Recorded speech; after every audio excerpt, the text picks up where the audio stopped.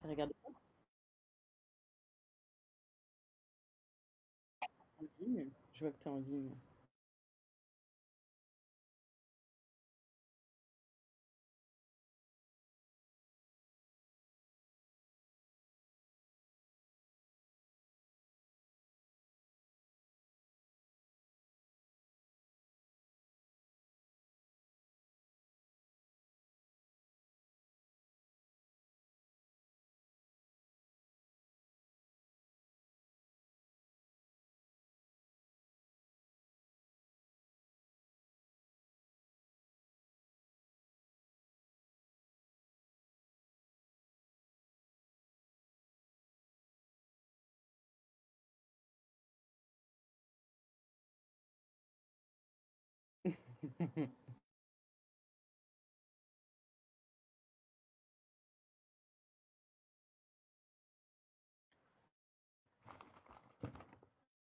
Bonsoir. Bonsoir, bonsoir. Bonsoir. Bonsoir Corner. Antoine. Corner, il est au taquet ce soir. Il a pas foot ce soir. Mais attends, on est en live là? Pourquoi moi je vois Ben, ouais. Si, ça y est, c'est bon. C'est bon, Normalement, c'est il y a bon. même un petit push qui est parti à nos abonnés. Trop bien. Et ouais, enfin, c'est d'autres choses. Je vais le noter. Ce soir, on va parler. On avait prévu de le faire. On commence un peu plus tôt, donc il y a peut-être des. Ah, il y a déjà le technicien qui arrive pour. Bah, dis-moi de. Dis à Anissa qu'elle parle. Parle, Anissa. Je parle, je Elle, parle. elle parle, elle parle, elle parle. Elle parle plus. Ok. Merci, monsieur le technicien. On commence un peu plus tôt parce que après ce live, je vais faire une petite soirée jeu irréel, comme on dit. Du coup, IRL. ouais, in real Réel. life. Real life. Du coup, pour qu'on puisse faire plusieurs jeux et tout, on commence pas trop tard, donc je pouvais pas trop finir trop tard. Donc c'est pour ça qu'on commence un peu plus tôt. Et puis bah pour ceux qui arrivent en retard, il y aura toujours le replay dispo avec le début qu'ils auront manqué. Donc ce soir, on va parler de Taram et le chaudron magique. On a noté, on a appelé ce live, on a revu Taram et le chaudron magique. En vrai, alors moi, c'est la première fois que je le voyais, Moi aussi. et Anissa aussi. Donc, grand moment, franchement, des fois, je pense qu'on aurait dû filmer nos têtes quand on le regardait. Enfin, moi, on aurait dû filmer ma tête, genre, hein? Ah, moi aussi. Mais en vrai, enfin, je trouve qu'il y a plein de choses à dire sur ce dessin animé. Ça, c'est sûr, on aura bien assez de, pas trop, pardon, de 1 heure ou 1 heure et demie pour évoquer ce dessin animé qui est sorti, que je dise pas de bêtises, j'ai pris plein de notes. Je crois qu'il est sorti en 84.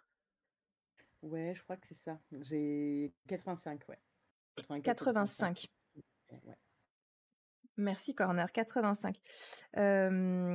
En 84, en fait, ils avaient fait une première, des premières séances et Ouais. ils l'avaient mis interdit au moins de 13 ans. Ça vous Ben, donne un peu l'ambiance du dessin animé. c'est vrai qu'il fait un peu flipper. Alors, il fait pas flipper comme le sixième sens non plus, hein, qui est ma Non. référence en matière Non, mais en fait, d'interdit.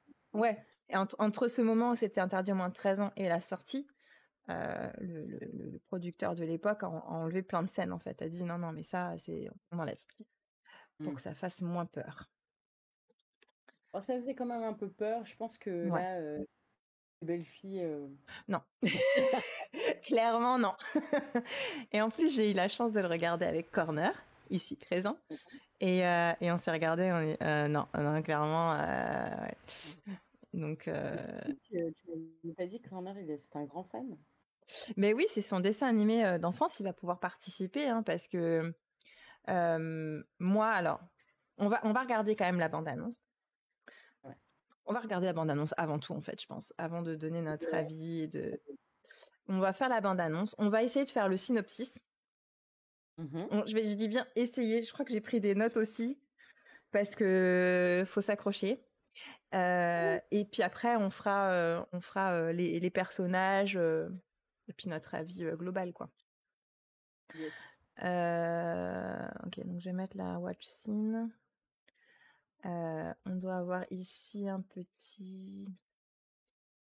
Alors, je vous conseille la vidéo de Monsieur Mea, ou Mia, je sais pas comment on dit, sur Taram et le chaudron magique. Toujours plein d'informations en peu de temps, des vidéos de Monsieur Mea. Je cherche la bande-annonce. Mais il y a le film en... Ah non, c'est acheté ou loué. Alors, on va mettre bande-annonce, tout simplement. Hop. Bande-annonce officielle, ou celle-là. Alors, on va mettre celle-là. On voit bien? Un valeureux guerrier. Je te protégerai. Moi, j'ai l'impression que c'est pas... Ouais, merveilleuse. Ah oui, on voit bien. On voit bien?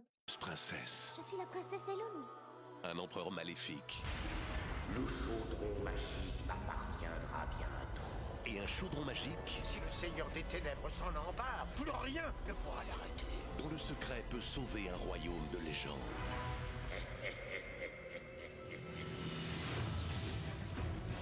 Taram et le chaudron magique en DVD Disney édition exclusive. Si nous détruisons le chaudron, le Seigneur des Ténèbres aura échoué. Avec un tout nouveau jeu, des scènes inédites et bien d'autres surprises. Il faut que je détruise le chaudron ou nous sommes perdus. Le grand classique de Walt Disney, Taram et le chaudron magique, en DVD Disney édition exclusive. Voilà, alors on a... Je sais pas s'il y a vraiment l'histoire là-dedans. J'ai pas l'impression. Non, tu veux que j'essaie de la résumer en 2 phrases? Bah écoute, en 2 phrases, vas-y, en 2 phrases. Alors, 2 phrases longues, hein. Je pense que ce serait...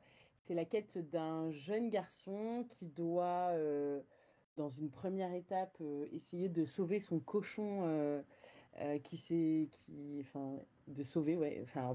de protéger puis de sauver son petit cochon tirelire, qui est un cochon qui voit l'avenir, qui a des visions, et qui finalement se retrouve dans une quête où il doit faire en sorte que le maître des ténèbres, le seigneur des ténèbres, ne récupère pas ce chaudron magique qui lui permettrait de ramener à la vie toute une armée de méchants pour pouvoir gouverner la Terre, la planète. Voilà. Bah franchement, bravo. Moi, je n'aurais pas réussi. Mais c'est là que je me rends compte que moi, je cherche, tu vois. Et après, là, il rencontre machin, et après, il y a truc et tout ça. Parce qu'il va falloir aussi passer par là pour faire l'étendue de tous les personnages qu'il y a. Et je pense que là, le résumé, c'est ça. Après, en effet, le déroulé peut être intéressant pour parler des différents protagonistes. Oui, tout à fait. Donc, c'est un film de 1984. Est-ce que tu peux refaire un peu le contexte en 2 phrases? Le contexte? En 3 phrases, si tu veux. Oui.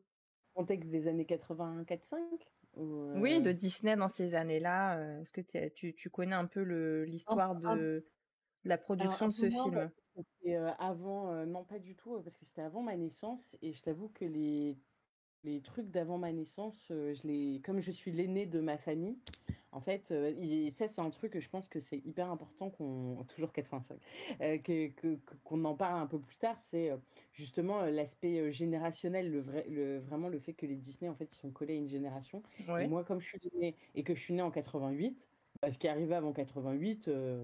Oui, non, mais là tu me parles des années 80, comment c'était le... Mais moi je te parle plus de Disney, tu vois. Non, mais même les Disney, j'ai commencé à La Petite Sirène en 89, et après, bien sûr, les grands classiques qui sont un peu intemporels, Blanche-Neige et tout, parce que bon, ils sont sortis en 1936, voilà. Mais j'ai pas suivi du tout la vibe de cette époque, à part justement La Petite Sirène en 89. Je sais pas trop ce qui est sorti. Qui a été un peu le renouveau d'ailleurs des studios Disney. Carrément. En gros, les années 80, c'est juste après la mort Non, c'est pas juste après. Walt Disney, il meurt en 67, je crois, de mémoire. Je l'ai noté aussi quelque part. 68, je sais plus. Et juste après ça, 66, il meurt. juste après ça, sort en 70, me semble-t-il, je vérifie sur Wikipédia. Ouais, sort Les Aristochats. Les Aristochats qui a priori a plutôt bien marché. Et on recrute du coup des nouveaux designers, enfin des nouveaux dessinateurs de Cal Arts. En fait, à l'époque, à Disney, tu sais, il y a ce qu'on appelle les Nine Old Men. Donc vraiment les dessinateurs, les vieux de la vieille, ceux qui ont vraiment créé tous les les studios Disney. Il y a un autre groupe de personnes, de dessinateurs qu'on appelle les vétérans, qui sont arrivés déjà il y a un petit moment et en fait qui attendent qu'une chose, c'est prendre le relais. Voilà, prendre le relais. Voilà.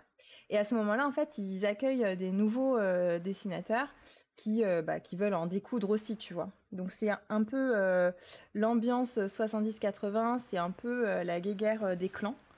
Bon, je vais pas rentrer dans les détails, j'ai noté aussi plein de trucs et tout, de noms, machin, mais je vais pas rentrer dans les détails, sinon on n'a pas fini. En 71, Disney achète les droits des chroniques de Priden ou Priden. Donc c'est un livre en 5 tomes sur lequel est basé du coup Taram et le chaudron magique. Attends, je vais me remettre juste parce que je suis pas sur la bonne. Voilà.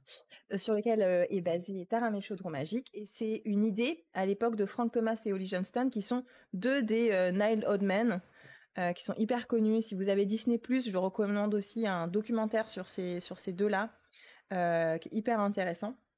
Et donc Walt Disney l'achète. Et à l'époque, Frank Thomas et Ollie Johnston, ils disent, en vrai, c'est hyper prometteur, il y a un super potentiel, ça peut être le nouveau Blanche-Neige. Alors, je sais pas si tu vois en termes de pression, tu vois. Là, on va faire le nouveau Blanche-Neige. Quand il commence à travailler dessus aussi, il décide de le faire, je sais plus quoi, je crois que c'est Technicolor, je crois que si je me trompe pas.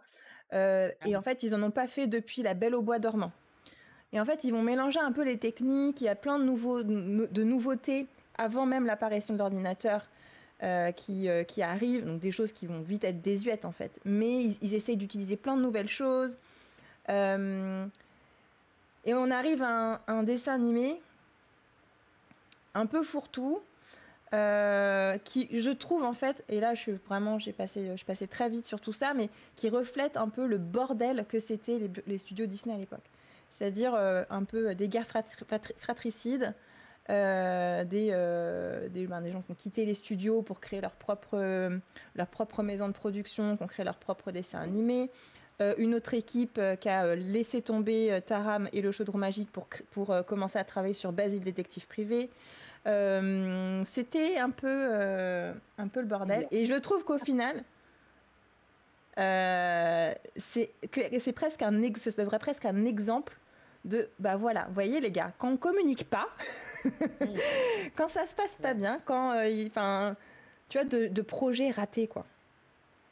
Ouais, tu le sens vraiment ce truc-là, hein. C'est super intéressant ce que tu dis, parce que moi j'ai eu l'impression de voir en fait plusieurs idées de films en même temps. En fait, tu sens que dans d'autres dessins animés, il y a 5 personnes qui arrivent avec 5 idées différentes, et en fait, ils arrivent à en faire une histoire. Et là, tu as l'impression vraiment qu'en fait, on a dit, bon, alors, les 10 premières minutes, c'est toi qui les fais. Après, moi, les 10 prochaines, c'est moi qui les prends. ouais. Il y a vraiment ce truc-là de, ah bah, c'est plus du tout la même histoire. Ouais. Ah, il y a des gens qui sont catapultés. Comme ça, Ouais, et au départ, il devait sortir dans les années 70, alors je sais plus exactement quelle année. Et en fait, il a été annoncé que le film aurait, je sais plus, enfin beaucoup de retard, et qu'il sortirait qu'en 85 Corner. Il y a eu aussi un dépassement de budget monstre, hein. Alors, pareil, j'ai plus les chiffres exacts, mais là, je vois 40 millions. Alors, est-ce que c'est, je pense que ça a dû coûter 40 millions, mais ça me paraît quand même énorme. Je me demande si c'était pas moins, mais au départ ça devait coûter je sais pas 5 millions, et puis au fur et à mesure le patron a dû faire des gros allongements de budget parce qu'il s'en sortait pas. Et il y a aussi cette impression qu'à la fin il y a eu un peu, et ça dans plusieurs trucs que j'ai pu entendre de vidéos. Il y a un podcast aussi qui existe sur l'histoire de Taram et le chaudron magique. Salut Laura. Salut. Et ben, ce que j'ai pu entendre, c'est on se demande même si à la fin. Oui, t'inquiète, Ralo, on a commencé un peu plus tôt cette fois-ci. Désolée. Et t'inquiète, promis, la prochaine fois, on fait 19h. Ouais, on fera 19h. Mais qu'est-ce que je disais? Oui, on se demande même si, en fait, à la fin, ils ont pas dit, bon, ben, allez, on sort, quoi. Parce que stop les dégâts et on sort tel quel. Donc ça, c'est... ouais. Elle est quand même... Ouais, je suis d'accord. En fait, à la fois, ça m'a paru long et lent. À la fois, il y avait plein d'actions.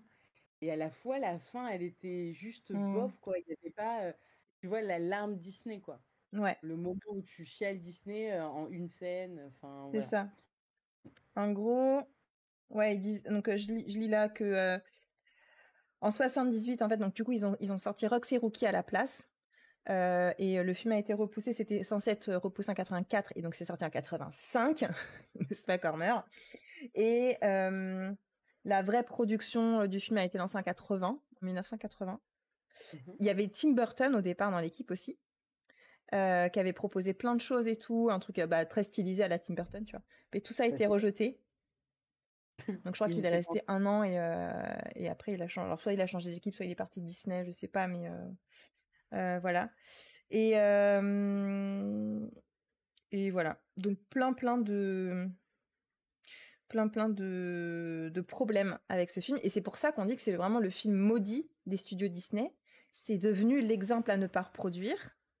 Dans ce qu'ils ont fait après, en fait, ils prenaient vraiment ce film en exemple pour dire on ne refait pas un Taram. Et dans mes recherches, j'ai vu aussi que il y avait, bon après c'était vraiment en mode rumeur, mais qui pensaient à faire un live action de ce film. Et dans l'article c'était est-ce qu'ils oseraient, tu vois, c'est un peu casser la malédiction de Taram et se dire allez on y va quoi. Mais je trouve que ça mériterait quand même une petite réécriture. Hein. En vrai, il faudrait parce que effectivement, c'est vrai qu'il a du potentiel ce dessin animé. Mais moi, je te dis en une phrase, moi, ce que j'en ai pensé comme ça. En fait, si ça devenait un live action, on appellerait ça le Seigneur des Anneaux. Et donc, je vais justifier après. Non, mais je vais justifier après, mais j'ai vraiment eu tout le long l'impression que c'était le Seigneur des Anneaux en condensé, en un peu moins. Les chroniques de Prydens, c'est basé sur des mythes gallois. C'est un peu le style. Et d'ailleurs, quand ils ont fait donc à cette période-là, Disney essaye plein de nouvelles choses.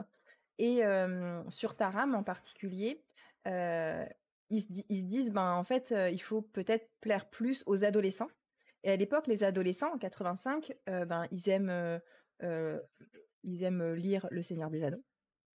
Ils aiment Star Wars, qui vient de sortir au cinéma, si je dis pas de bêtises. Oui, 85. Star Wars, il y en a déjà un qui était sorti depuis quasi 10 ans, hein, parce que je crois que le premier, il est sorti fin des années 70, voire mi-années 70. Oui, t'as raison. Donc ils essayent aussi, c'est pour ça que c'est sur Wikipédia, on trouve que c'est un dessin animé de dark fantasy, je crois, si je me trompe pas. Donc il y a vraiment un style qui est alors assumé, mais en vrai assumé au départ et moins assumé à la fin. Et en fait, ça n'a pas plu aux adolescents parce que c'était un peu trop cul, j'imagine, on sait rien. Ça n'a pas plu aux enfants parce que ça faisait trop peur. Et du coup, il a fait un bide terrible. Mais surtout qu'on est d'accord que Taran, il n'est pas attachant. Et en fait, qui se comporte comme un peu trop comme un adolescent de 14 à 16 ans. Et on sait tous que les jeunes de 14 à 16 ans, on les déteste. Enfin, non, et puis en plus, il est clairement pompé sur Moustique, quand même, de Merlin l'Enchanteur. Clair. Et à la fois, je pense qu'on aurait pu... Enfin, moi, j'étais surprise de la qualité d'image. Alors, moi, il faut savoir que je suis une grande fan de La Belle au Bois dormant. Enfin, j'adore le style de dessin de La Belle au Bois dormant. Et là, j'avais l'impression qu'ils avaient récupéré ce genre de type dessin quand Ouais. même moins, il y a moins la patte unique de La Belle au bois dormant. Donc les fonds un peu, enfin les fonds peints et le devant où tu sais en fait l'élément qui va bouger parce qu'il n'est pas fait de la même façon, Oui, tu oui, sais. c'est vrai. Donc voilà. Et en fait, à la fois, je me perds dans ce que je dis. Mais voilà, à la fois, en fait, lui, il était à la fois bien fait, donc physiquement, c'était, enfin voilà, il était bien conçu, et à la fois, au niveau de la psychologie, il était peut-être pas assez attachant. Ouais, Et alors que Moustique, lui, c'est une crème. ouais, Enfin, Moustique, en 2 secondes, t'es fan de lui, quoi. ouais. Alors, pour répondre à Rallo et Corner qui sont fans de ce dessin animé, je pense que s'il faut retenir quelque chose, et ce que moi, finalement, aussi en parlant avec Corner, hein, j'avoue, c'est l'ambiance. Et c'est vrai que c'est une ambiance différente des autres Disney. Et l'ambiance, elle est quand même présente, alors, pas tout le temps, mais quand même souvent. Et elle est bien reproduite, quoi. Et il y a des scènes quand même techniquement hyper bien, quoi. La scène de l'enlèvement de Tirelire, moi quand j'ai regardé, vraiment, j'avais vraiment peur. Je me dis, mais c'est hyper flippant, quoi. Mais en vrai, c'est hyper bien fait. Bon, tu te dis, il court très très vite quand même, hein. Ouais, c'était vraiment des scènes où j'avais l'impression d'être dans Le Seigneur des Anneaux parce que Ouais. je sais pas si tu les as tous vus, toi, Le Seigneur des Anneaux, et si tu as vu Oui. les versions longues. Ouais, Non. ok. Non, pas les versions longues. Parce qu'il y a vraiment une scène aussi où les Nazgûl, en fait, ils foncent. Alors, je suis une grande fan du Seigneur des Anneaux, donc Mm. où les Nazgûl, ils foncent vraiment et tu te dis, waouh, il va se faire choper. Moi, ça C'est me fait ouf et penser tout. Ça m'a vraiment dans Game enfin, of Thrones, à un moment donné aussi, il y a une attaque de dragon dans Game of Thrones. ah ouais, c'est possible. Ouais. Ouais. J'ai pas des souvenirs aussi. Enfin, j'ai pas vu autant Game of Ouais. Thrones. J'ai vu qu'une fois Mm. chaque épisode, alors que bon, Le Seigneur des Anneaux, voilà, hein, je l'ai un peu trop vu d'ailleurs. Je l'ai saigné. Mais ouais, il y a plein de scènes comme ça et que je trouvais très bien faites, comme même des quêtes et tout. Les quêtes, bon, on va en parler plus en détail. Peut-être que quand tu vas faire ton déroulé. Mm. On fera des étapes Ouais. et je te dirai ce que j'en ai pensé et Ouais. t'apparaît. Oui. Mais Mais voilà, ouais, moi, ce que j'en retiens quand même, c'est que on va refaire un peu justement les étapes par étapes pour faire un peu l'éventail des personnages. Mais ce que je retiens globalement, c'est qu'il y a une ambiance différente, que c'est peut-être ça aussi qui surprend, mais que c'est quand même bien fait. Et techniquement, c'est un beau film. Mais moi, pour aimer un film, j'ai besoin d'être émue. J'ai besoin tu vois. Je trouve aussi que les personnages ne sont pas du tout développés. Bah, exactement. Et il y en a ouais. trop. Il y Et en il y a en a trop. trop. Alors, on va commencer justement l'étendue des personnages. Le film commence avec, il s'appelle Delben. Attends, j'avais noté la liste des personnages. Il s'appelle Dalben. Ouais. Dalben, donc lui là qu'on vient de voir. Oui, bienvenue Selkout. Je ne sais pas comment on dit.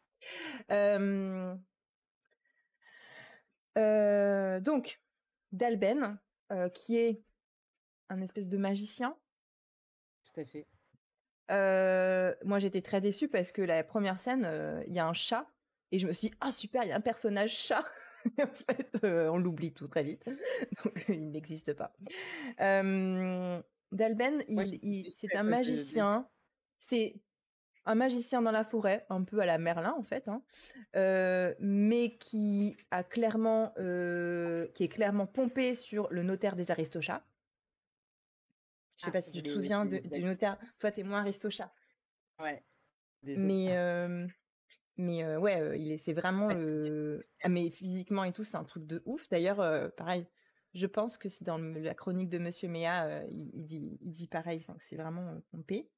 Et donc avec lui, il y a, j'allais dire moustique, il y a Taram, qui est son valet de ferme. Exactement. Voilà. Bon, Dalben. On est d'accord qu'il sert à rien. Ben, On est d'accord qu'il est posé là, il dit un truc, il ouvre des. Ah oui, tu sauras bientôt pourquoi Tirelire est si importante. ouais, il ouvre des Mais portes. Ouais, il ouvre voilà, plein de portes. voilà, qu'il ne fermera jamais. Voilà. Ou jamais poser. Pourquoi Tirelire a des putains de visions? What the fuck? Ouais, ouais. Pourquoi? Ah, juste, c'est Voilà, un cochon qui a des visions, quoi. c'est ça. Bon, bah, Donc euh, Dalben, bah pour moi, pas, pas attachant du alors tout, quoi. que super voix française et j'ai pas eu le temps de regarder, mais je crois que c'est une voix quand même qui est super connue. Alors les voix, très intéressant parce que, par exemple, la voix de Taram, quand on l'a regardée sur Disney+, Stéphane Gamji. voilà, John me dit, putain, enfin, je lui dis, c'est une voix que je connais. Et il m'a dit, ben oui, oui, c'est la voix de Sam, je pense que dans Le Ouais, Seigneur des dans Anneaux. Le Seigneur des Anneaux, tout à fait. Je vérifie sur Wikipédia. Et je dis, bah non, non, la voix de Sam, c'est Christophe Lemoine. Et là, c'est pas Christophe Lemoine, c'est pas Et ça. ils ont changé Et en ils ont fait, fait- quand le film est sorti, il y avait des voix, et ils ont tout redoublé à un moment de la sortie, quand ils ont peut-être remasterisé en DVD ou j'en sais rien. Et ils ont tout ressorti, ils ont fait complètement des nouvelles voix. Dedans, t'as Roger Carrel qui est dans les deux. Roger Carrel qui est la voix mythique de Bugs Bunny, entre autres. Mais alors, je sais plus ce qu'il fait dans le 2. Dans le 1, il fait Gurky. Dans le 2, il fait peut-être le crapaud. Je sais plus. Enfin, il y a un truc comme ça. Et mais ouais, du coup, moi, enfin, le Sam, il est dans quand ils ont refait les voix. C'est pas les voix originales. Hmm. Ok. Ben, en tout cas, moi, les voix que j'ai entendues sont quand même, enfin, sont donc les nouvelles, et elles sont beaucoup plus connues, parce que moi, toutes les voix, je les connaissais, hein. Oui, moi, Et pareil. c'est que des voix mythiques. Ouais. Donc, peut-être que c'est pas plus mal, j'en ai aucune idée. Après, moi, je sais que, en tant que grande fan de Sébastien dans La Petite Sirène, qui était joué par, enfin, qui était chanté par Henri Salvador, et dans la nouvelle remasterisation, ils ont changé. Ouais. Je sais que moi, je considère que c'est des crimes de lèse-majesté, quoi. C'est vraiment des trucs, on touche pas, en fait, aux originaux. Mais Ouais, comme je mais ne pour, mais pour Taram, alors, et alors, je vous invite aussi à regarder, si on a le temps, on le fera, mais regardez sur YouTube, il y a des vidéos où il compare justement les voix d'avant et les voix, et en vrai, pour la plupart, c'est quand même mieux. Je pense par exemple à celle qu'on voit, Héloïse, donc Héloïse en français. Bon, déjà, moi, j'ai trouvé sa voix vraiment très fluette et un peu, voilà. C'était encore pire avant. Donc voilà. On n'en est pas encore là. On a vu Dalben qui est avec Taram. Taram, on aura l'occasion d'en parler parce que c'est lui qu'on va suivre tout au long du film. Ce gentil valet de ferme qui a des envies de devenir chevalier, qui a envie de pouvoir se battre, qui a envie d'un grand avenir, alors que c'est un simple valet de ferme. Voilà. Donc bon, mais ce qu'il y a, c'est que moi, à aucun moment, je me suis dit, oh le pauvre. Non, mais Vraiment pas. il est pas sympa. De toute façon, il est pas sympa. Il est pas sympa avec ses animaux. Il est pas Ouais. sympa avec qui. Il est sympa avec personne. Enfin, Ouais, il est pas top. On va, voilà. on va le voir à plusieurs moments. Il y a plusieurs trucs où on se dit, Mm. voilà. Il y a Tirelire. Tirelire le cochon, magique. Donc là, tu te dis, qu'est-ce qu'ils ont fumé? Mais moi, vraiment, Moi, je je me me suis dit, ah, attends, il y a un cochon. Et il est magique. D'accord, ok. dis, Il a des moi, je me visions avec les yeux qui deviennent rouges ou jaunes, je sais plus. ouais, jaune, je crois. Ils se sont. Moi, je me suis dit, ils ont tiré au sort. Genre, ils ont dit, on va mettre une jarre et on va mettre plein d'animaux au hasard. Et en fait, celui que tu pioches, ce sera l'animal Mm. magique, quoi. Mm. Mais c'est tarabiscoté. Alors, Ça n'a je sais pas à quel point c'est tiré du livre. Ce que je sais, c'est que au départ, dans les premiers scénarios, Dalben devait être enlevé à la place du cochon. Et finalement, ils ont fait en sorte que ce soit le cochon qui se fasse enlever. Donc peut-être qu'il n'y avait même pas de cochon au départ, j'en sais rien. Ça aurait été plus sympa que ce soit Delben. Et ça aurait été plus logique que le gars il se dise je vais essayer d'arrêter un grand mage que Ouais, il soit au courant qu'il y a un cochon voilà. magique. Surtout que s'il est au courant qu'il y a un cochon magique, c'est parce que lui aussi peut avoir des visions. Et ça, ils sont pas clairs là-dessus. Ouais, ouais, c'est ça. Donc le cochon a des visions, et dans ses visions, qu'est-ce qu'il voit? Il voit le chaudron magique. Il voit le chaudron magique. Donc là, Dalben... Le retour du Seigneur des Ténèbres. Oui, c'est la première fois qu'on voit le Seigneur des Ténèbres. Tout à fait. Alors, c'est quand même un méchant. Alors, Une tête de on va dire en deux temps. En premier, il est flippant sa mère. C'est-à-dire quand il apparaît la première fois. Au départ, on le voit pas. Après, on entend je crois, sa voix. Déjà, rien que son nom, le Seigneur des Ténèbres, tu vois, c'est pas Jafar. C'est le Seigneur des Ténèbres. Donc, voilà.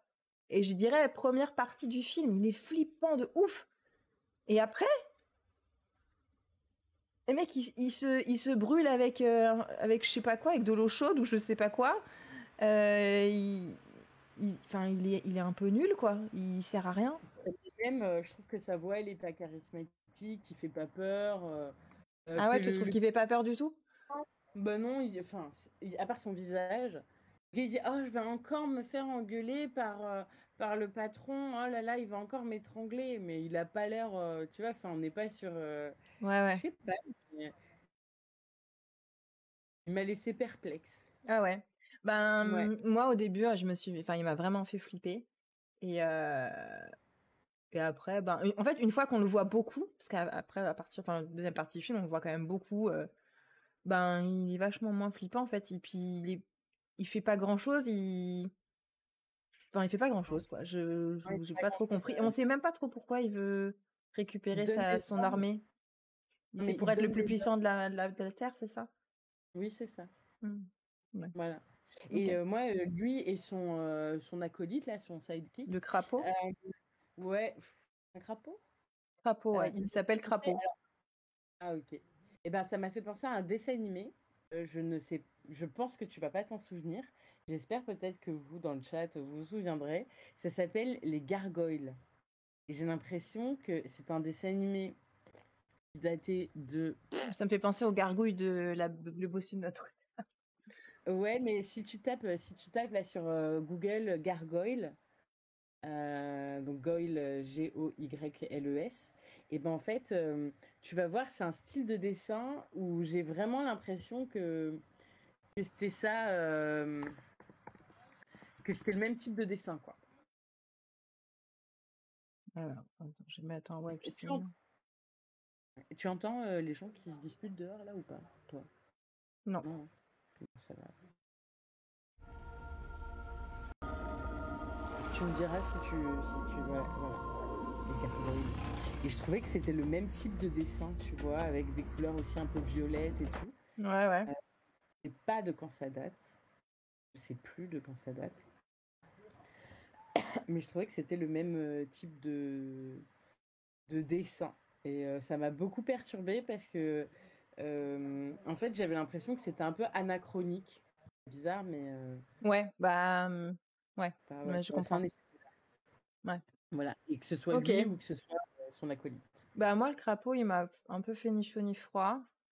Dans certaines chroniques, j'ai pu lire que c'était peut-être le personnage le plus réussi au final. Parce qu'il y avait des scènes, par exemple le moment où il s'étrangle lui-même, tout ça, qui était assez drôle et tout ça. Mais ouais, en fait, moi, ce qui m'a marqué, c'est quand Taram, je crois qu'il est avec Tirelire, et il est devant le Seigneur des Ténèbres, et je me dis, mais mec, t'es devant le Seigneur des Ténèbres, là, tu devrais flipper, tu devrais flipper, quoi. Et en fait, c'est comme si de rien. Et d'ailleurs, tant mieux il a raison, puisqu'en fait, il ne se passe rien. Tu vois. Donc, bon. Je te dis, il fait pas vraiment méchant. On dirait qu'ils lisent leur texte comme ça. Et là, tu dois être méchant. C'est ça. Oui. Mais du coup, c'est dommage parce que le Seigneur des Ténèbres, je pense, c'était aussi pour attirer des adolescents, mais les adolescents l'ont trouvé un peu ridicule, quoi. C'est ça. Alors, Gurki, Ralou a dit Gurki, c'est le best. Alors, moi, je suis pas team Gurki du tout. Moi, je suis team de Gurki. Ah. Alors, justement, on va y arriver parce que on en est où Non, mais en fait, il rencontre Gurki avant. Hein. Non. Si je me souviens bien. Non, Tirelire. Non, c'est une fois qu'il a perdu Tirelire. Donc Taram doit apporter Tirelire doit protéger dans la forêt, dans une maison cachée. Sauf que Taram, avec ses idées de grandeur et tout, il commence à arriver qu'il c'est un chevalier et tout. Je veux dire, il avait un truc à faire. Il avait un truc à faire, c'était surveiller son cochon. Et il le perd. Et là, il rencontre Gurki. Ou Gurgi. J'ai noté Gurki, moi. Gurgi. Qui est un chien. Alors, c'est une très bonne question. Tout ce que je peux te dire, c'est qu'il a le même style que dans oui, La Belle et le Clochard. Dans La Belle et le Clochard. Ouais, la rock, enfin celle que Ouais, j'adore, ouais, la ouais. vieille madame avec sa clope au bec alors que c'est un chien, mais dans ma tête, je l'ai personnifiée comme ça. Et Ouais. ben ouais, j'ai l'impression que c'est Un chien vieillard, son ouais. grand-père. Oui, bah c'est vrai que c'est un peu ça. Mm. Non, mais C'est en vrai que tout c'est cas, un moi, peu ça. je le trouve trop chou et tu vois que c'est un petit perturbé, quoi. Alors, ce qu'il y a, c'est que moi, j'ai eu du mal à m'attacher aussi à ce personnage parce que au début, il est chapardeur, je sais pas quoi, voilà. Enfin, au départ, on l'aime pas trop, C'est bien quoi. bâton, Mais en vrai, quand tu prends le recul sur l'ensemble du film, c'est le personnage central, ça c'est sûr du film. Dire sans oui, c'est clair. lui, Taram Sacrifice. ne retrouve pas son cochon. Sans lui, il sait pas où est le chaudron. Oui. Sans lui, bah, il sauve pas le monde en fait à la fin. Donc c'est clair que c'est le personnage central. Et en fait, à la toute fin, je sais pas s'il faut spoil ou pas. Bah, tout le monde l'a vu, Est-ce je crois, hein, est-ce on qu'on était les considère deux que tout le seuls. monde a vu Taram? Ouais, je pense que ce soir, tout le monde l'a vu. Et juste, avant que tu spoil, il est pas comme Mouchou, hein. On va revenir sur Mouchou. Moi, je suis team Mouchou, mais je suis pas Non, team Gurki. non, vas-y, Mais continue. Ouais. ben, en vrai, à la fin, donc c'est grâce au sacrifice de Gurki qui donc du coup là on a zappé tout le reste du film, mais on va y revenir. Mais en gros, pour sauver le monde, il faut que quelqu'un saute dans le chaudron. Donc quand on dit sauter dans le chaudron, c'est pas juste faire un petit plouf, hein. C'est genre tu sautes et tu meurs dans le chaudron. Et C'est quand même. Taram veut le faire, veut se sacrifier, voilà, en désespoir de cause. Et Gurki l'en empêche. Il lui dit non, c'est moi qui dois le faire. Toi, t'as plein d'amis et moi, j'en ai pas. Et j'avoue, il a fallu attendre ce moment quand même pour que je fasse oh. Et là, j'avais vraiment de la peine, quoi, quand même. Et du coup, il meurt. Sauf qu'il ressuscite. Enfin, sauf qu'après, Taram fait en sorte qu'il soit ressuscité grâce à la sorcière, machin. Enfin, il y a pas pensé du premier coup, hein. C'est le barde là qui a Oui, eu non, mais l'idée. Taram, c'est pas. Oui, oui. Donc ça, là-dessus, on est d'accord, hein, il est pas. Heureusement qu'il Mais a le Bard et Louise avec lui, en fait. ah non, mais il ne. Franchement, en fait, je pense que le seul. En fait, c'est un liant. Je sais pas dans quelle recette de cuisine on te dit ce truc-là, c'est pour Oui. ajouter du liant. Tu vois, et bah là, lui, c'est pour ajouter du liant. Tu vois, c'est juste pour lier les trucs. Mais en fait, bon, déjà, cette meuf, elle sort de nulle part. Lui, enfin, tu vois, tout le monde sort un peu de nulle part. Ils viennent tous de la collection du Seigneur des Ténèbres. Ce qui fait je trouve, désolé, je m'écarte du sujet, mais je vais le dire avant d'oublier. Ce qui fait que aussi le fait qu'il y ait tous ces personnages annexes qui apparaissent, en fait, Tirelire, il prend lui aussi, enfin elle aussi, est totalement mise de côté. Elle a pas du tout le caractère de, tu vois, c'est pas l'anneau, tu vois, c'est pas genre quelque chose de d'important. Ah ben non, il y a aussi C'est une juste un petit princesse. cochon. Ouais, non mais ouais, non mais en fait tout ce qui est un peu, il est collectionneur en fait, le Seigneur des Ténèbres. Dès que ça a l'air un peu magique, il collectionne. Donc il kidnappe, on sait pas trop pourquoi. Bah, si Voilà. jamais ça peut l'aider dans sa quête, il récupère, Oui, quoi. Mais ouais, c'est un oui, peu de la collection. C'est vrai. et d'un autre côté, on voit qu'il les travaille pas au corps quoi. Oui. Bah oui, clairement, Et la meuf, ils sont plutôt excuse-moi, tranquilles, quoi.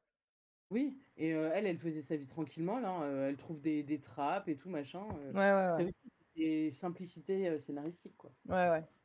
Mais reviens sur Gurgi, pardon, excusez-moi, Donc, on a quand ben, même. ce petit Gurki, comme je vous dis, effectivement, c'est vrai, Rallo, tu as raison, il y a une vraie évolution parce que au départ, il est plutôt chapardeur. Attends, elle dit Rallo, elle dit qu'on entend, qu'on nous entend Ah, pas très bien. Peut-être. est-ce que c'est mieux comme ça? Is it better? C'est peut-être un peu fort là. Test, test. Test, test. Putain, au travail, on se moque tout le temps de moi avec mon gros micro. Gergi. Gergi. Du live, Euh, Marielle? Tu streams? Ah, cool. Merci, Rallo. Donc Gurki, oui, donc effectivement il y a une vraie évolution parce que au début il est plutôt chapardeur. Franchement, moi je l'ai pas trop aimé au début. Mais après, il aide petit à petit Taram, et à la fin, il va jusqu'au sacrifice ultime, la mort par on se jette dans le chaudron. Ouais, merci pour la ref. Et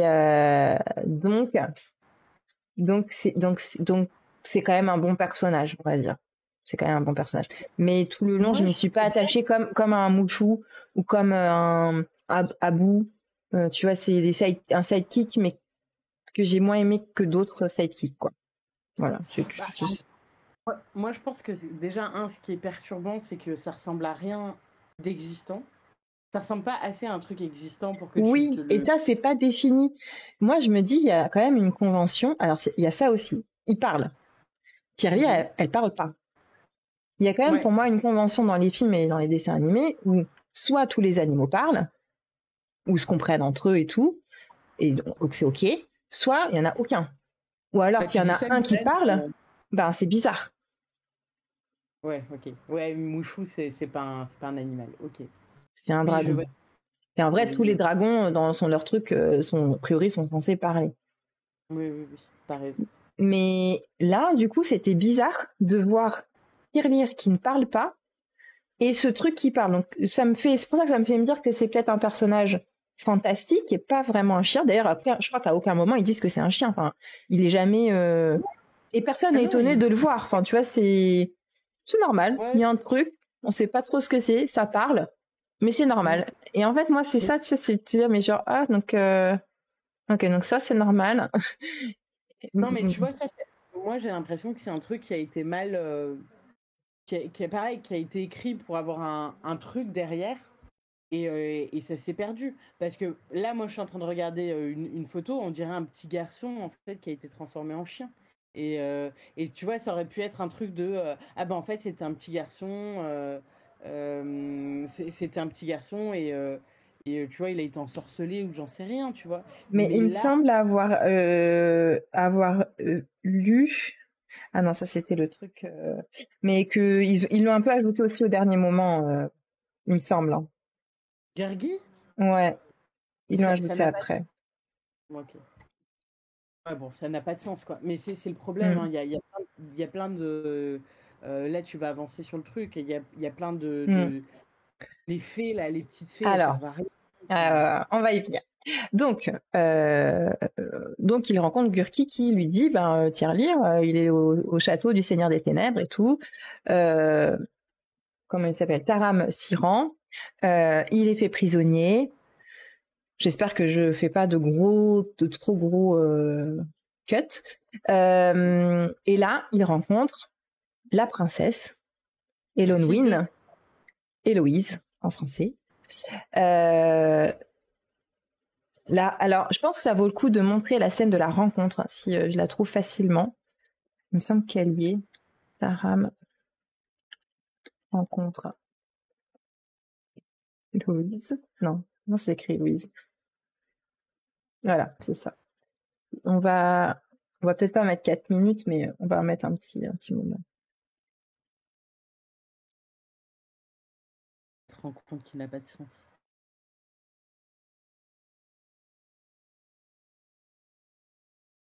L'empêcher d'utiliser les pouvoirs de Tirelire pour trouver le chaudron magique. C'est mieux comme ça ? Tu seras fier de moi. C'est pas mal. Après, tu peux agrandir, non ? Je suis un héros. Un héros. Aïe. Je suis un héros. Je suis un héros.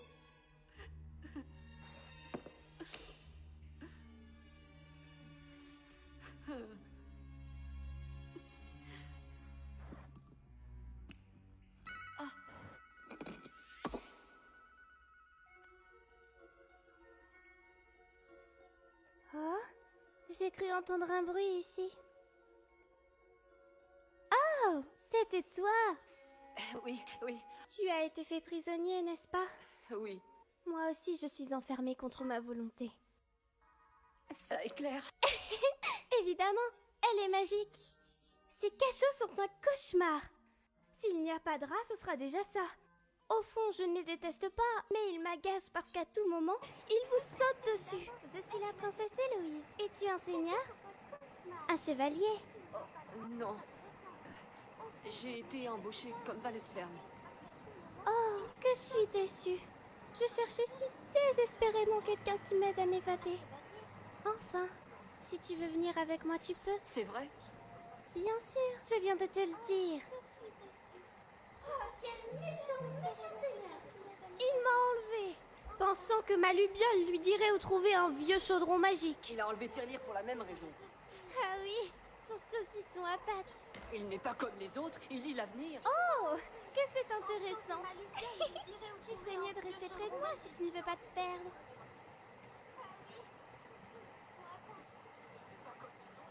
Voilà, la princesse Elenwen. Non, mais franchement, je suis excédée.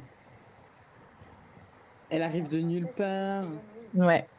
Sur le doublage, je pense que ça, j'imagine que c'est la version originale, parce que c'est pas non plus le doublage que j'ai entendu, moi. Mais oui, a priori, il y a 2 doublages, et là, ça fait vraiment quelqu'un qui parle comme ça. Alors qu'en vrai, Elenwen, en personnage, elle est pas si mal, quoi. Parce que elle est déjà, elle est autonome. C'est une magicienne, en fait, parce qu'elle dit que c'est une princesse, on sait pas d'où elle sort. Mais elle est magicienne. Donc moi, je kiffe. Et elle est beaucoup plus déterminée. Elle renvoie un peu à Taram dans ses... comment dire, elle le casse, quoi, à certains moments. C'est ça. Et je trouve ça très bien. Tout à fait. Ouais, Ralo, elle dit elle a un début de semblant féministe à un moment. Mais oui. En effet, il y a le moment où ils s'embrouillent là tous les deux. Oui, parce que c'est une femme, elle dit. Voilà. Ah ouais, ouais. Quel argument. Une fille. Oui, elle lui dit que c'est pas grâce à lui qu'ils sont sortis du château, mais c'est grâce à son épée. Et enfin bref, ouais, elle le casse, quoi. Voilà. Et donc ça, c'est quand même pas mal. Elle est quand même pas mal. Ouais, remettons juste un peu les choses en contexte sur la scène qu'on vient de voir quand même. Il y a une princesse qui a été kidnappée, mais qui est totalement libre dans le château parce qu'elle arrive à se balader comme elle le souhaite. Elle a une boule magique sortie de nulle part aussi. On ne sait pas trop à quoi ça sert. Qui va pas être exploitée finalement comme elle le pourrait. C'est toujours une princesse, mais personne la recherche. A priori, il n'y a pas... tu vois, les grands méchants, un roi qui recherche sa fille. Bizarre aussi. Elle n'a pas l'air traumatisée de sa vie ici. Elle a l'air d'être là depuis quand même super longtemps. Oh là là, il m'énerve le Seigneur des Ténèbres, dis-donc. Oh là là, il a pris ma boule magique. Non, mais c'est ça. Je trouve que c'est l'un des rares personnages qui a été... je trouve que c'est l'un des plus mauvais personnages. Ça n'a pas du tout été travaillé. Ils ont dit, bon, attendez, il n'y a que des garçons dans ce film, on va rajouter une princesse, parce que bon, un dessin animé sans princesse, les filles, elles vont pas pouvoir comprendre. Donc on va mettre une princesse, mais ils lui ont pas écrit d'histoire. Ils lui ont pas créé de cohérence. J'ai cru qu'il y allait avoir un gros reveal en mode, c'est pas une princesse, c'est une roturière qui vit en cachette dans le château. Ouais, bah, moi je pense pas que j'attendais de gros reveal, mais j'attendais que sa boule magique et tout ça ait un gros intérêt dans le film à un moment donné, où ses pouvoirs aient un gros intérêt, quoi. Moi j'ai cru qu'elle allait qu'en fait on allait se rendre compte qu'elle était méchante et qu'elle essayait de lui tirer les verres du nez. Ah ouais.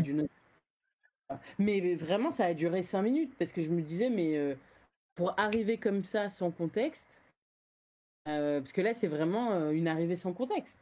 Et une fin sans contexte. Et on voit qu'en fait, à la fin, il bataille pour récupérer Tirelire, il bataille avec Taram et tout, mais elle, il s'en fout. Sa boule, il s'en fout, là. Tu vois. Il n'y a pas de saucisson à la fin. Mais alors justement, prochain personnage que l'on rencontre, c'est le troubadour. Ritournelle. Alors j'ai lu ou j'ai entendu que Ritournelle était un ancien roi en vrai. Je sais pas si dans le dessin animé c'est dit ou c'est juste il parle juste de ménestrel. Apparemment, dans le livre, en fait, c'est un ancien roi qui a abandonné ses pouvoirs pour devenir ménestrel parce que c'était son rêve, quoi. Et il a des pouvoirs, je sais plus ce que c'est avec son avec son art. C'est une musique qui lui dit quand il ment. Oui, voilà, c'est ça. C'est pas lui qui a des pouvoirs, c'est son art. Voilà, qui fait truc de vérité. Ce que le mec aurait dû récupérer, parce que bon, le mec, on l'a à nouveau attaché, enfermé. Ouais. Et le Seigneur des Ténèbres, il a pas dit je vais récupérer la petite guitare et la tester. Ouais. Ouais, c'est clair. Ouais, c'est clair. Donc, Ritournelle, Elle pète à chaque fois, hein, c'est le coup de... J'ai aucun... j'ai réfléchi à me dire à quoi il sert. Je sais pas. C'est un peu bizarre en plus le fait qu'il reste avec ces deux petits jeunes. C'est un peu chelou. Il a pris la quête, tu vois. Moi, en fait, ce qui me choque, c'est que en fait, tous ces semblants d'utilité, parce que lui, son utilité, c'est de négocier à la fin. Parce qu'à la fin, c'est lui qui négocie avec les sorcières pour échanger le chaudron contre la vie de... en fait, ça, c'est des trucs... c'est Taram qui aurait dû faire ça. Pareil, oui, pour en faire un vrai héros. Ouais, c'est ça. En fait, on a voulu décortiquer le pauvre Taram. On a dit on va mettre toutes les missions que lui aurait dû faire et qui auraient fait de lui un homme, un héros. Et en fait, on va les donner à un peu tout le monde. Et en fait, un peu tout le monde ne sert à rien et à la fois un peu tout le monde apporte sa petite contribution minime. Ouais. Ouais, mais c'est les limites de l'adaptation aussi, c'est que en fait, ils ont adapté avec ce personnage-là qui existe dans le film, dans le livre. Mais dans le livre, du coup, il n'a plus aucun intérêt puisqu'on a dû couper, je pense, plein d'aspects de sa personnalité et d'épisodes qui doivent se passer. Mais du coup, il n'a plus d'intérêt, donc il aurait dû être coupé au montage, j'ai envie de dire. Mais c'est ça qui est cool, c'est pas un Disney classique avec un héros classique. Ça, je vais pas te contredire, c'est sûr que c'est pas un Disney classique avec un héros classique. Mais moi, j'attends d'un dessin animé d'avoir un héros attachant, tu vois, où j'ai envie qu'il gagne à la fin. Là, en plus, alors, non, on va pas parler de la fin tout de suite. Après Ritournelle... Attends, je veux rebondir parce que c'est la réussite de la communauté du chaudron. En fait, c'est ça, c'est qu'en fait, dans le Seigneur des Anneaux, la communauté de l'anneau, l'avantage, c'est que chacun a sa petite mission. En gros, j'ai déjà oublié les noms, mais le magicien au début, c'est Gandalf, qui en fait va donner la quête à Frodon, donc à Taram. En fait, on est tous d'accord sur le fait. Et en fait, pour moi, dans le Seigneur des Anneaux, Frodon, il n'a pas d'utilité autre que d'avoir la force de supporter l'anneau alors que tout le monde est tenté. Mais qui est quand même un pouvoir en soi qui est pas dégueu. Ouais, et c'est pas aussi, dégueu. je trouve qu'il sensibilise vachement. Alors ça, c'est moi, je suis peut-être éclatée au sol, mais c'est mon truc. Moi, je trouve qu'il sensibilise aussi beaucoup sur la solitude de la dépression et ce truc-là, parce que j'ai vraiment l'impression qu'il vit la dépression et le deuil, et qu'en fait, on voit un mec en dépression, mais qui doit continuer d'avancer pour une quête. Donc, enfin, voilà.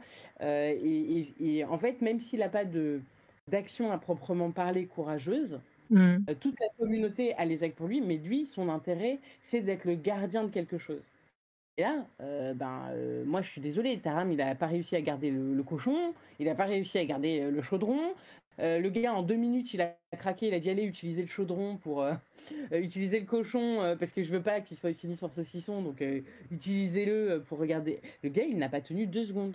Donc c'est même, je dirais, un anti-héros en fait. Parce que, tu vois. Ouais, je vois ce que tu veux dire. Ouais, c'est vrai. C'est un peu un pipin dans le Seigneur des Anneaux pour le coup. Bah ouais, en fait, oui, je suis d'accord. Un peu insupportable, mais il est là, quoi. C'est le mec qui lie tout le monde pour accomplir la quête. Oui, c'est vrai qu'on le suit, en vrai, on suit lui, hein. Ouais, c'est le lion. C'est le jaune d'œuf. Donc après ça, une fois qu'ils sont tous ensemble, alors attends que je me souvienne. Pipin, il est trop cool. Moi, je suis Team Sam dans Le Seigneur des Anneaux. J'étais amoureuse de Sam. J'adorais Sam. J'adore Merry. Ah ouais.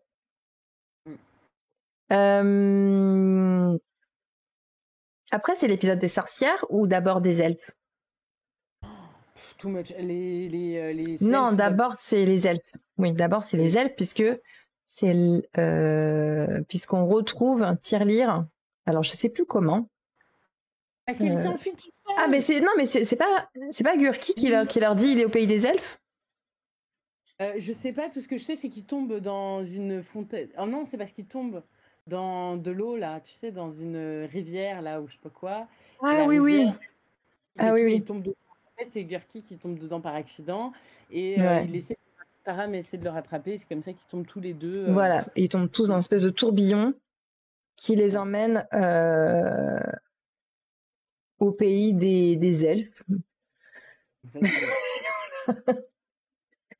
Et là, je me suis redit, il y a presque un côté Alice au pays des merveilles quand même, où tu te dis, oh, ouais. D'ailleurs, fun fact, il y a la fée Clochette parmi les elfes. Ils ont remis la petite fée Clochette. Ah, mais j'ai pas vu. Aussi, il ne faut pas oublier que Taram rabaisse constamment les gens autour de lui. Oui, non mais oui, c'est pas un mec cool, hein. C'est vraiment pas... Ouais, et puis c'est un machiste en plus. On l'a vu. Donc, les elfes. Les elfes... Je le reproche. Les elfes, moi, tout ce que j'ai noté, c'est que les gars, ils arrivent, on se dit, waouh, du soutien magique. Il va se passer un truc de ouf. Et au bout de 10 minutes, eux-mêmes, ils sont saoulés, ils se cassent. Ouais. Ah oui, c'est clair. Mais Grogneux, comment il s'appelle? Grognon? Ouais, c'est Grogneux, là. Ronchon, il quitte le film. Mais ça, c'est exceptionnel. Il dit, non, moi, j'en ai marre de vos conneries. Et là, il disparaît et on le revoit plus. Entre nous, avant l'abandon de Ronchon, c'est Tirelire qu'on ne revoit plus. Tirelire, non mais c'est bon, on va s'en occuper, on le ramène chez Bal et on revoit plus jamais Tirelire. Tout à fait. Donc bon, bah. C'est pour ça que je te disais vraiment, j'avais l'impression que, tu sais, il y en a un, il avait une histoire avec un cochon, l'autre, il avait une histoire avec des elfes, l'autre, alors chacun leur tour, ils sont passés, ils avaient leurs 10 minutes. Ouais. Ils ont fumé un peu, ils se sont dit, bon, alors on va faire un jeu, on va faire un truc conceptuel. Sauf qu'en fait, non. Ouais. Là, ils ont été trop loin. Ces personnages ne servent strictement à rien. À rien, ouais. Donc, il y a Ronchon, il y a le roi Bedaine. Voilà. Donc le roi Bedaine, il a de la bedaine et Ronchon, il est Ronchon. Il y a un petit côté Schtroumpf aussi, hein, tu vois, Schtroumpf ou les nains quoi, mais plus Schtroumpf puisque sont tout petits et magiques. Mais ouais, c'est bon. Et il y a des enfants et en plus je crois qu'on entend leur nom. Et moi, s'il y a bien un truc, c'est un repère de vie. Hein. Dès que tu entends un nom, c'est que ce personnage, il va avoir un intérêt. Tu vois. Ouais. Et là, en fait, t'entends plein de noms, t'entends des discussions, tu dis ah bah punaise, nouvelle communauté, enfin tu vois, des gens vont s'ajouter à la communauté. Moi, quand je les ai vus au début, ça me faisait penser aux fées de La Belle au Bois dormant. Ouais. Donc les 4 premiers que l'on voit, qui disparaissent après, je pensais vraiment que c'était vers eux qu'on allait et vers eux qu'on allait s'attacher à eux. Et en plus, ils nous foutent Ronchon. Donc le moins attachant, autant parfois tu peux t'attacher à un personnage relou, genre Iago, mais là. Non, mais surtout que là, on est d'accord que si l'idée c'était de mettre de l'équilibre, on avait besoin de personnages féminins là, pour le coup, tu vois. Ouais. Là, un personnage féminin. Je crois qu'à l'époque ils n'avaient pas trop cette idée en fait. Ouais, tu restes un homme, tu vois. Je me dis, même à l'époque, tu vois, il y a un moment, il faut des personnages féminins, même si c'est pour des rôles, tu vois, qui sont clichés, quoi. Ouais. Là, ça fait vraiment. Ah bah alors, on a 5 fées, lequel on va prendre? Allez, même, comme tu disais, même Bedaine, là, il avait l'air plus sympa. Il avait l'air attachant, tu vois. Bah non. Ouais, non, effectivement, non. Donc, et ça dure pas très longtemps. Oh, bienvenue, Baleineau. Ça fait, je sais pas si c'était peut-être un peu fort.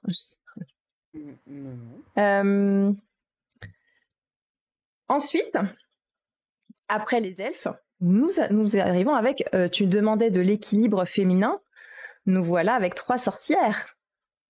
Je sais plus comment elles s'appellent, je l'avais noté à un moment donné. Mais elles ont 3 noms bien spécifiques. Et juste, je fais une pause parce que justement, Selkout, il dit là, on doit sauver le monde, mais on ne sait pas à quoi il ressemble le monde, justement, en dehors des petites communautés magiques. Et Oui. justement, ouais, on ne sait pas si les communautés magiques font partie du monde, ou si Ouais. c'est... Ou si c'est le monde de la forêt et tout ça, là.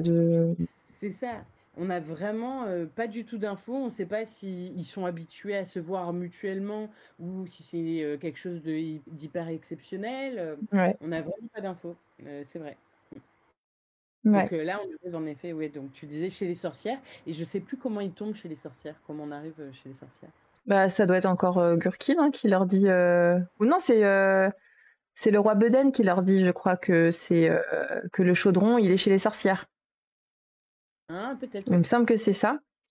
Donc, ils vont chez les sorcières. Il y en a une qui tombe amoureuse de Ritournelle et qui, une petite agression. Enfin. Clairement. Voilà. un peu limite. Tout à fait. Et surtout, lui, il la recadre sec, quoi. Ouais. Donc c'est vraiment gênant. En fait, c'était gênant de voir ce type de truc-là pour théoriquement un dessin animé pour enfants. Parce que c'est déjà gênant quand t'es adulte. Je pense que tu sens la gênance quand t'es jeune. Ouais. Et je comprends pas ce que ça foutait là. Il y a ça, et puis au château, rappelle-toi aussi, donc il y a tous les soldats, mais qui sont pas encore morts, des vrais soldats vivants, qui font un peu penser dans Réponse, tu sais, quand elle est dans la taverne et qui chante Moi j'ai un rêve et tout. Bah, c'est un peu cet univers-là, tu vois, les pas beaux, quoi, tu vois, ceux qui font peur et tout. Et quand ils sont dans le château, il y a une femme aussi qui danse. Une femme assez grosse qui danse. Et voilà. Ouais. Et ça, c'est pareil. Clairement, je pense qu'on verra plus ça aujourd'hui dans un dessin animé. C'est très bizarre. Déjà, 1 et 2, il lui demande un bisou un peu de force. Ouais. Donc, c'est hyper chelou. Ouais. Bon, et puis les sorcières, qu'est-ce qu'elles font? Elles collectionnent les chaudrons, elles en ont plein. Je sais plus comment ils font pour trouver le chaudron magique. Je crois qu'ils font un échange, non, enfin ils font un troc. L'épée magique de Taram contre le chaudron magique. Tout à fait. Cette épée, soi-disant, qui était... voilà. On aurait dit qu'il avait, tu vois, que c'était l'épée d'Aragorn, quoi. Enfin, c'est bon. Oui, alors comment il l'a trouvé cette épée? Je me souviens plus. Eh ben moi non plus. Je crois que c'est tu sais, c'est pendant qu'ils essaient de s'enfuir, si je me trompe pas. Ouais, je crois aussi. Hein. Voilà. Donc en plus, elle arrive comme ça. Je veux dire, c'est pas celle que m'a léguée mon grand-père, chevalier, dans le tombeau du roi. Oui, exact, dans le tombeau du roi. C'est vrai. C'est vrai et je crois qu'elle est étonnée. Elonwyn, elle lui dit mais c'est quoi ça? Où est-ce que tu l'as pris? Non, mais t'inquiète, il l'utilisera plus de toute façon. Oui, c'est ça.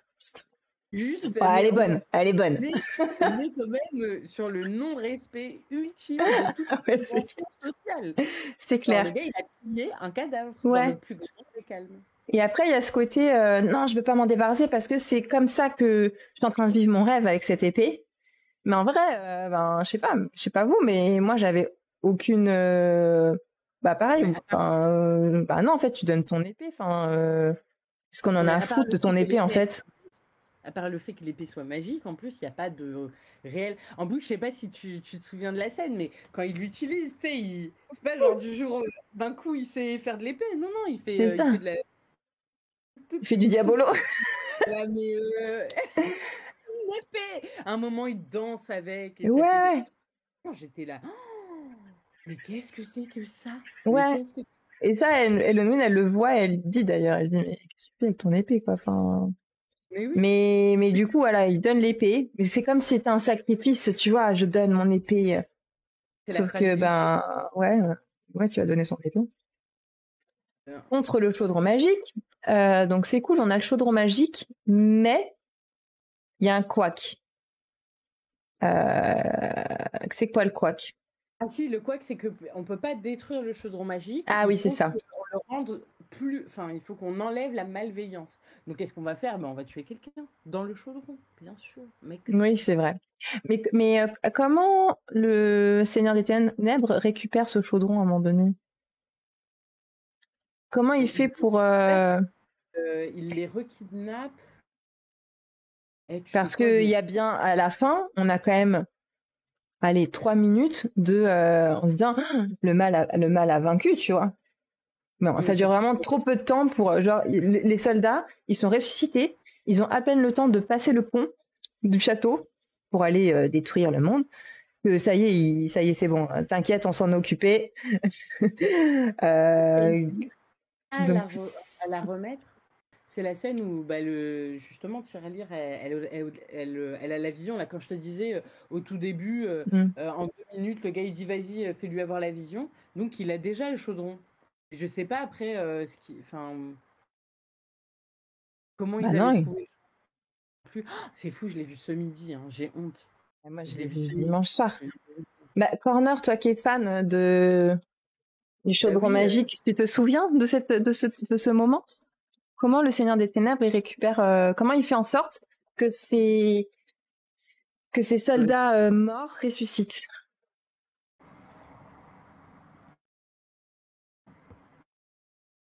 Non, franchement, je me souviens plus.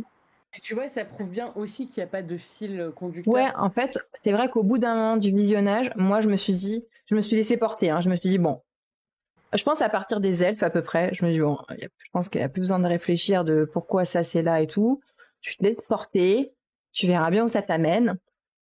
Et franchement, ça m'amène pas à grand chose. Après, je pense aussi, c'est vraiment le genre de film où c'est toute la différence entre un film que tu as vu petit ou qui t'a... Alors, je suis très curieuse d'ailleurs des gens qui l'ont vu petit parce que je me dis à quel âge. Alors, Corner, je le connais, Corner. Corner, il regarde que des films d'horreur. Donc, quand il me dit Taram et le chaudron magique, c'est mon film dessin animé préféré d'enfance, je suis pas étonnée. Je me dis oui, c'est ça qui t'a construit en fait, c'est l'espèce de truc horreur, tu vois, un peu l'ambiance un peu glauque. Très bien. Mais Rallo, à quel âge t'as-tu regardé le chaudron magique? Mais c'est quand même flippant pour des petits. Ouais, après moi je me rends compte que je regardais pas mal de trucs qui étaient flippants. Mon film d'enfance. Mais j'en connais d'autres. J'en connais d'autres. C'était leur film d'enfance. Les années de naissance entre 80 et 85.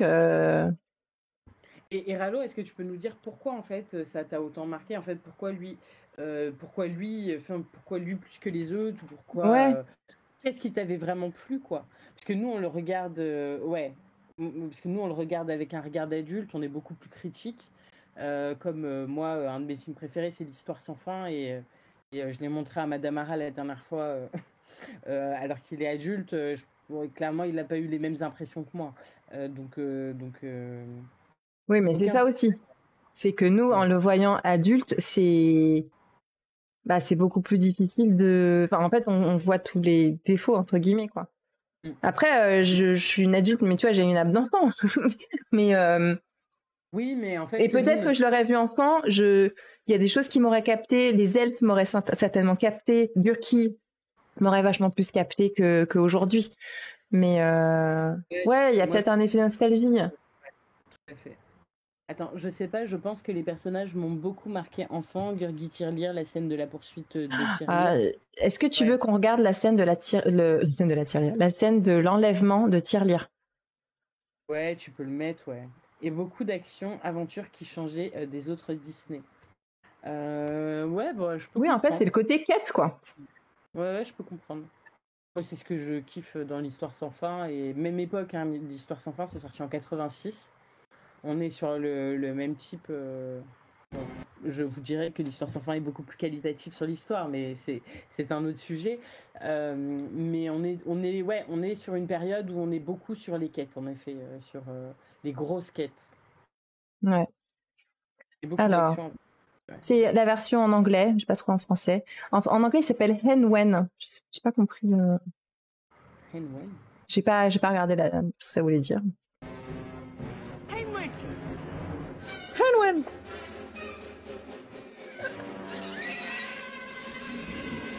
Et pas du tout aussi.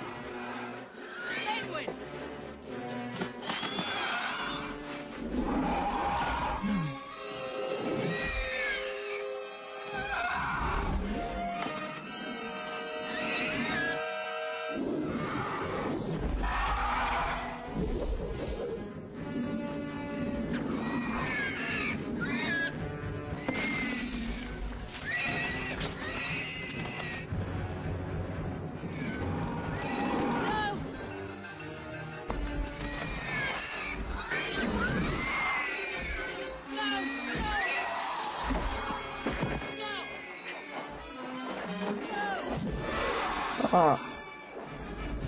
Il y a du sang, il y a du sang.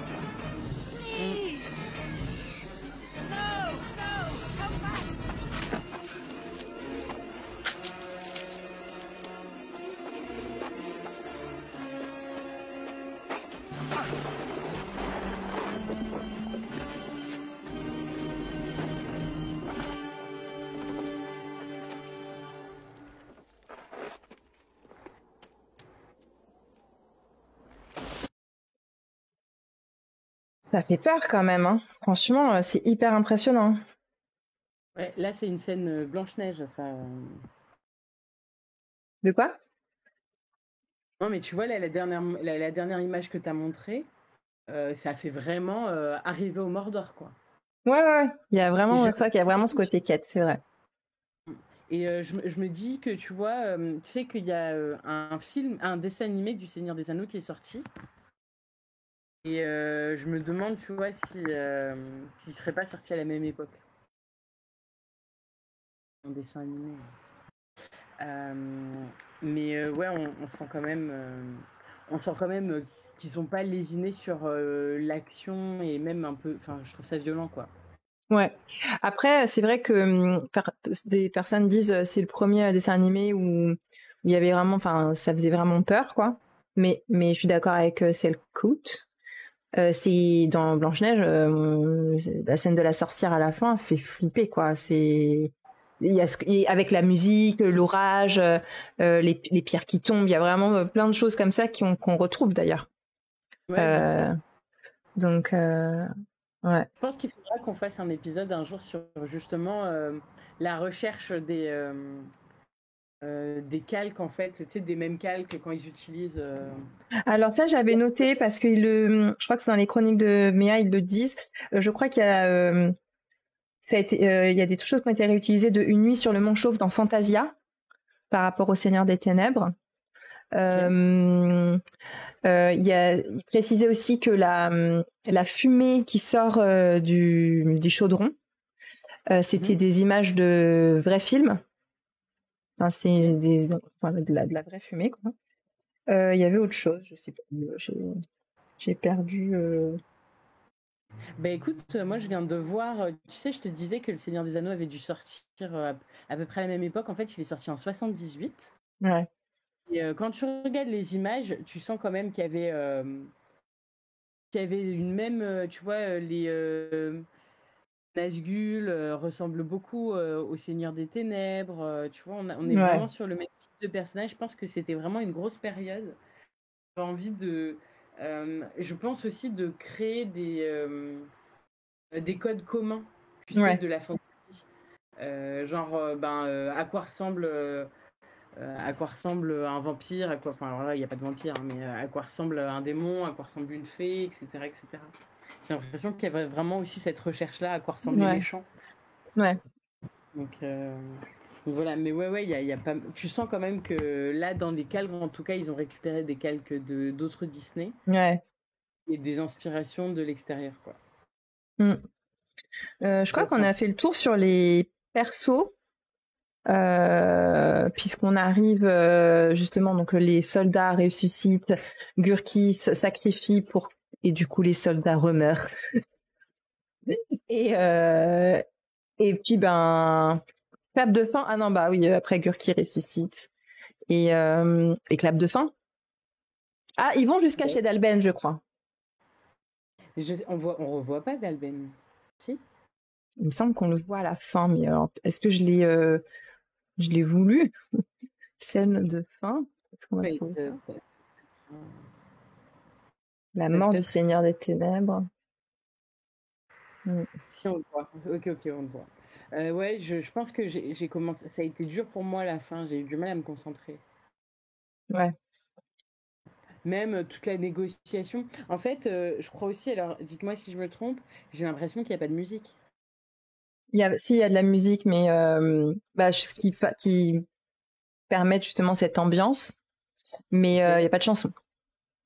Alors, ça oui, ça, ok. Ben, pour la musique, moi, c'est quand même rare que je le, que je le tilte pas, tu vois, que j'y prenne pas, que je fasse pas attention, quoi. Et là, c'est vraiment ce qui s'est passé. J'ai aucun souvenir de la musique. Et je pense que Disney, c'est aussi ça qui fait beaucoup la différence. C'est que les bandes son, elles sont toujours oufissimes et que ben, même si tu regardes pas ou même si tu écoutes ça dans une autre langue, tu comprends en fait les moments clés parce que la musique, elle te rappelle quoi. Et là, moi, j'ai l'impression qu'il n'y a pas eu ce truc. Ouais. Voilà. C'est mon opinion. Oui, enfin, ouais. Bah, elle est peut-être pas la musique, elle est pas. Bah, encore, moi, je pense juste qu'elle permet cette ambiance globale. Mais en fait, je suis allée regarder sur Spotify Taram et le chaudron magique pour avoir une espèce de musique d'ambiance pour démarrer le stream, et ça n'existe pas. Ouais, Enfin, je n'ai pas trouvé. Ok. Ouais, j'ai l'impression que c'est plutôt. Oui, un peu Fantasia en fait. Bah non, parce que Fantasia, pour le coup, on est sur on est sur du Tchaïkovski, on est sur des vrais, de la vraie musique. Oui. Et justement, le concept de Fantasia, c'est qu'il n'y a pas de paroles, mais que tu es dedans parce que la musique, elle t'entraîne littéralement, tu vois. Alors que là, ce que je te propose pour finir, parce que je vois qu'il est 19h49, peut-être regarder les redoublages de films, si ça vous dit, de voir les doublages. Oula, version 85 versus version c'est 98, ça a été redoublé. très bien. Et juste avant de lancer ça, je te propose qu'on se mette déjà d'accord. La semaine prochaine, c'est Vaiana.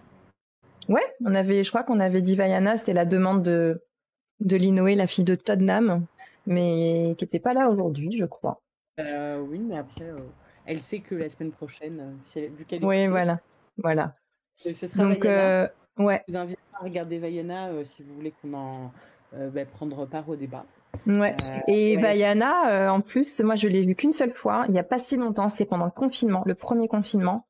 Et j'ai pas eu je pensais vraiment avoir un coup de cœur et tout. J'ai pas eu ce coup de cœur, mais voilà. Après, j'ai réécouté des musiques un petit peu, donc les musiques m'ont un peu attirée aussi, mais voilà. Donc donc ce sera intéressant de parler de Vaiana. Je pense que je serai pas là. Tu pourras voir en replay. On espère que on aura parce que tu fais partie de nos soutiens. Soutien, ouais, c'est clair. Alors, le narrateur. Au pays légendaire de Priden, on raconte qu'il était une fois un roi si méchant et si cruel que même les dieux le redoutaient. À en croire la légende, au cœur du royaume de Priden, il était une fois un roi si cruel et si maléfique que même les dieux... C'est fou parce que je trouve que la voix de 98, elle fait plus ancienne en fait. Elle fait vachement datée comparée à celle de 85, pour le narrateur en tout cas. C'est fou parce que je trouve que la voix de 98... elle fait... Non, j'entends ma voix. Désolée. Taram. Et cette bête, je suis un guerrier. Je ne suis pas fait pour garder les cochons. Dolmen croit que j'aurais peur, mais il se trompe. Je ne demande qu'une chose, l'occasion de devenir un célèbre guerrier. Est-ce que je suis venu au monde pour ça? Pour engraisser les Sam porcs? Je suis un guerrier, pas un gardien de cochons. Les deux vont bien. J'ai ma petite préférence pour Sam, mais... Alors moi, le truc, c'est que j'ai un gros décalage, alors le temps... Ah oui. Non, moi je préfère la première. Mais parce qu'en fait, moi j'ai pas réussi à me mettre dedans parce que pour moi, Sam, c'est Sam. Ouais, je comprends. Tu vois, D'Alben. Allez. Voir. Hélas, le Seigneur des Ténèbres l'a découvert. Il faut l'empêcher de l'utiliser pour trouver le chaudron magique. Je n'ai pas peur de ce vilain seigneur. Alors, Ténèbres l'a découvert. Nous devons faire en sorte qu'il ne s'en serve pas pour trouver le chaudron magique. Il ne me fait pas peur du tout. Soyez sans inquiétude. Pas d'avis. Moi, j'ai juste entendu la première et la deuxième, je m'en souviens bien. Moi, j'adore la deuxième. Et c'est une voix qui est connue. Enfin, je bug. Parce que ouais, elle est connue. Mais je ne saurais pas dire de quoi. Et c'est une voix de mage. Donc, je trouve qu'elle est plus adaptée. Ouais. Ok, maintenant le Seigneur des Ténèbres. Oui, mes soldats. Bientôt, le chaudron magique sera mien. Son pouvoir vous ressusciterez. Oui, oh oui, et vous me vénérerez, moi. Oh oui. Oui, mes soldats. Le chaudron magique m'appartiendra bientôt. Ses pouvoirs maléfiques couleront dans mes veines. Et je vous ferai renaître. Oui, oui, oh oui, et je serai votre maître vénéré. Je crois que je préfère la première, plus caverneuse, plus théâtrale en fait, que la deuxième, qui est peut-être un peu plus réaliste, j'en sais rien. Très stylée la première. Ouais, on est d'accord. Gurki, Roger Carrel, grand doubleur. Il a quitté il n'y a pas si longtemps. À l'œil, lui, voir tirelire. Oui, fuir dans la forêt. Je l'ai vu, moi, je l'ai vu. Gurgi, regard perçant, a vu cochonnet courir. Oui, traverser forêt. Cochonnet et cochonnet. Viens, Gurgi retrouvera cochon perdu. Ah, c'est dur là. Et toi? Moi, retrouver ton petit cochon et après... Et cochonnet.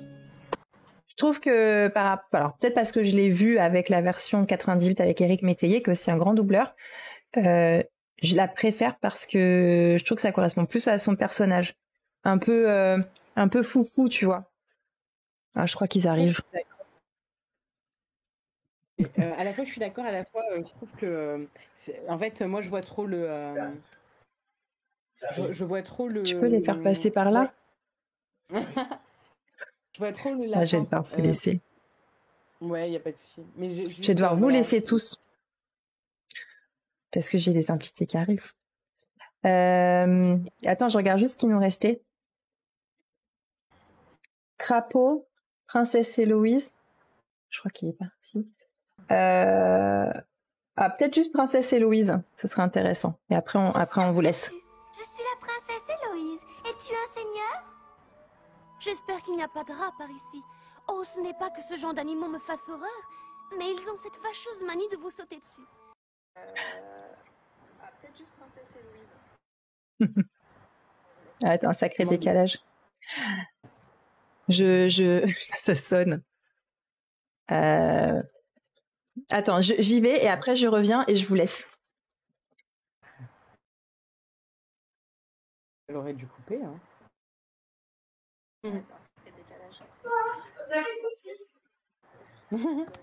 Elle est insupportable, la première voix.